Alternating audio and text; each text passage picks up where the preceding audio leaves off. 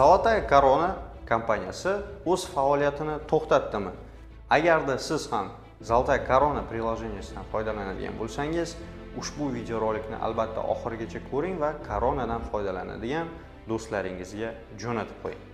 Assalomu alaykum hurmatli yurtdoshlar, hurmatli kuzatuvchilar, sizlar bilan Abubakir Safayev.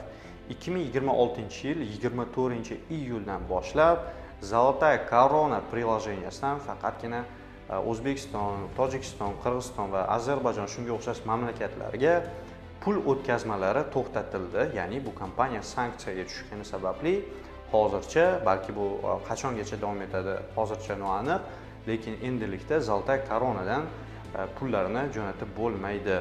Shuning uchun hozirda har xil muammolar kelib chiqmoqda. Ya'ni kimdir bilmagan holda Zolotaya Koronadan pul jo'natib qo'ygan holatlarda pullar yetib bormasdan to'xtab qolyapti. Shu sababli shunaqa muammolarga uchramaslik uchun boshqa platformalardan foydalangan ma'qul deb o'ylayman. Masalan, hozirda ko'pchilik eng ishonchli va sifatli bo'lgan TSPay ilovasidan foydalanmoqda, chunki bu ilovada anchagina ishonchli va xohlagan kartangizga pullarni o'tkazmalarni amalga oshirish imkoniyati mavjud va hech qanday hozirda sanksiyalarga tushmagan.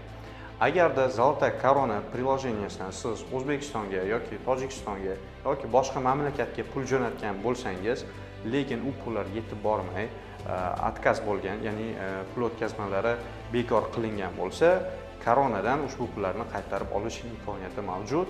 Agarda sizda xuddi shunday muammolar mavjud bo'lsa, murojaat qilsangiz bo'ladi. Bizning manzil Moskva shahrining metro Dubrovka 1-vixda joylashgan Astron Targoviy sentrining 3-qavatida.